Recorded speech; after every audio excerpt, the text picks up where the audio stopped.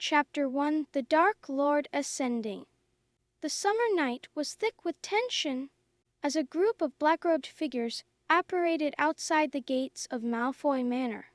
Inside, Lord Voldemort sat at the head of a long table, his snake-like red eyes gleaming in the dim light. Around him, Death Eaters shifted nervously, none daring to speak first. "Severus," Voldemort's cold voice cut through the silence.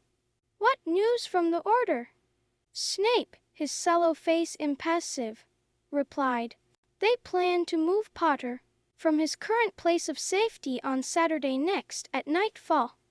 A ripple of excitement passed through the gathered Death Eaters. Voldemort's lipless mouth curved into a cruel smile. "Good, very good.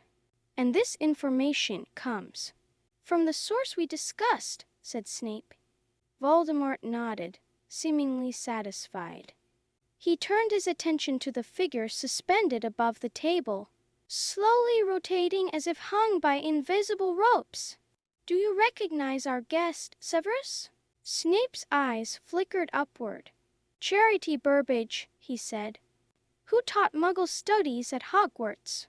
The woman moaned, tears streaming down her face. "Yes," said Voldemort, his wand lazily directed at Charity.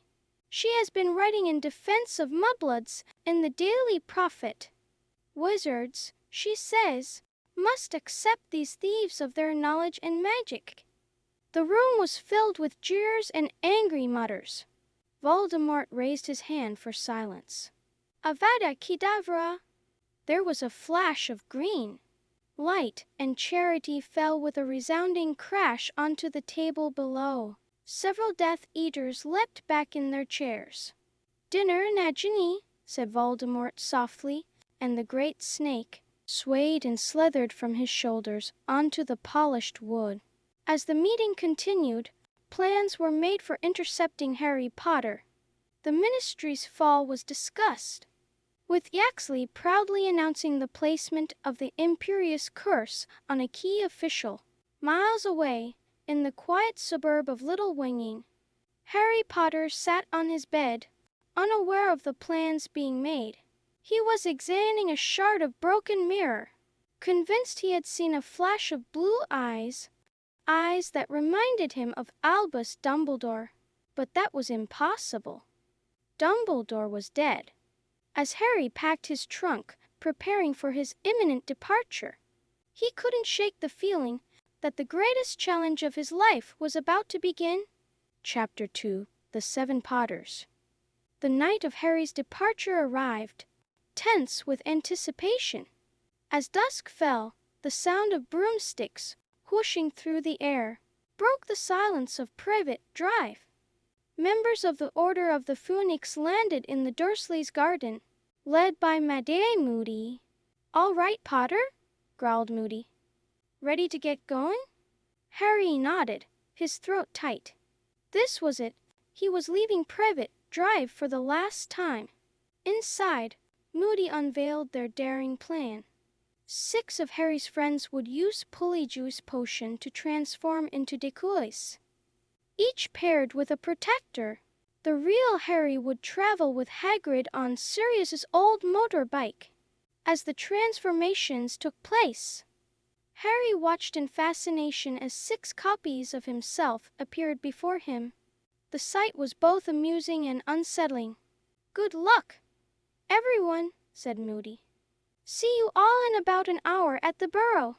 On the count of 3. 1, 2, 3. They took off into the night sky, but their formation was immediately broken. At least 30 hooded Death Eaters surrounded them, and Chaz erupted. Curses flew in every direction, flashes of green and red illuminating the darkness. Harry clung to Hagrid as they sped through the air, his heart pounding. Hedwig, loyal to the end, took a killing curse meant for Harry and fell from her cage. Through a haze of grief and adrenaline, Harry battled Death Eaters, his wand seeming to act of its own accord at times. A jet of golden fire shot from it, destroying the wand of a nearby attacker. Suddenly, Voldemort himself appeared, flying without a broomstick. Harry's scar exploded with pain as the Dark Lord approached. But before Voldemort could strike, the motorbike crossed the protective boundary, and they vanished from sight. They crash-landed in Tid and Andromeda Tonk's garden. Hagrid was unconscious, and Harry, battered and exhausted, could barely stand. As Lupin and Kingsley arrived to verify their identities, the gravity of the situation sank in. They had escaped, but at what cost? The battle was won, but the war had only just begun. And Harry, the chosen one, was at the center of it all. Chapter 3: The Wedding and the Fall.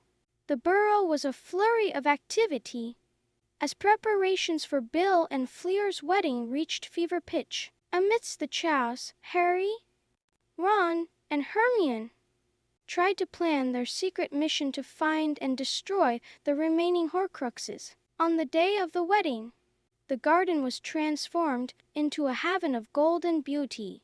Guests arrived, including a disguised Harry Polyjuice as a red-headed Muggle boy, and the ceremony began. For a brief moment, as Bill and Fleur exchanged vows, the war seemed far away.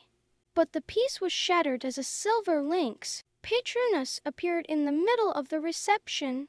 Kingsley Shacklebolt's voice rang out. "The Ministry has fallen. Stringer is dead. They are coming." Panic erupted. Death Eaters apparated into the party, spells flying in all directions. In the chaos, Hermione grabbed Harry and Ron, and they disapparated.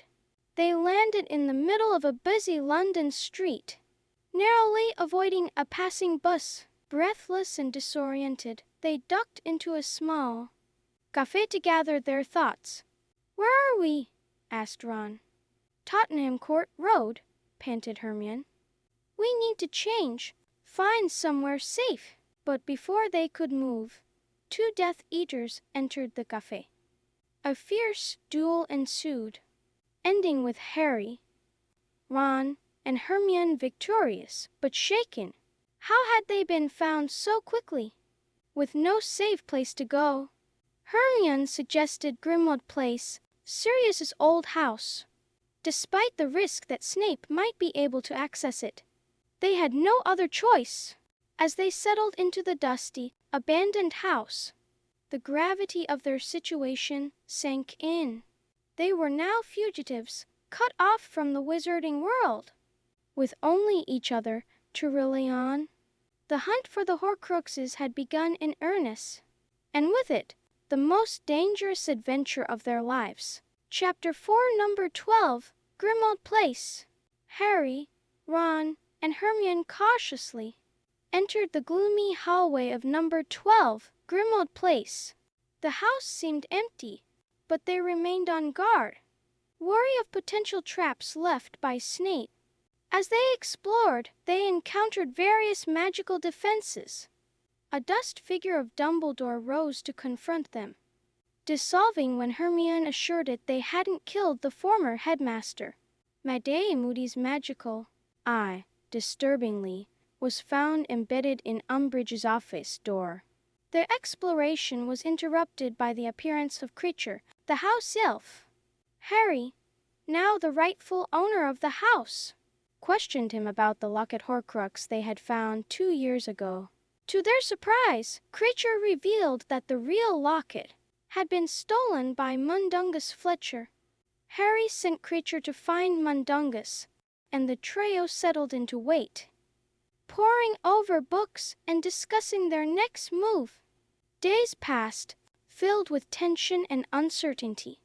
One night, Harry's scar burned fiercely, giving him a vision of Voldemort interrogating Ollivander about a wand, the Elder Wand.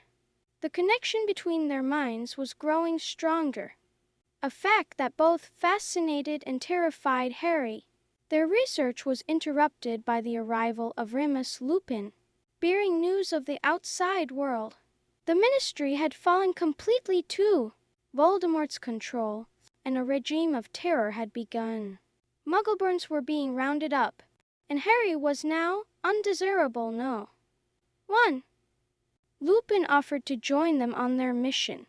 But Harry, sensing Lupin's underlying motives for leaving his pregnant wife, refused. The confrontation ended with Lupin storming out, leaving the trio shaken but more determined than ever. As they continued their vigil, waiting for news from Kreacher, the weight of their task pressed heavily upon them. They were alone, hunted, with only the vaguest idea of how to proceed. But give up? Never.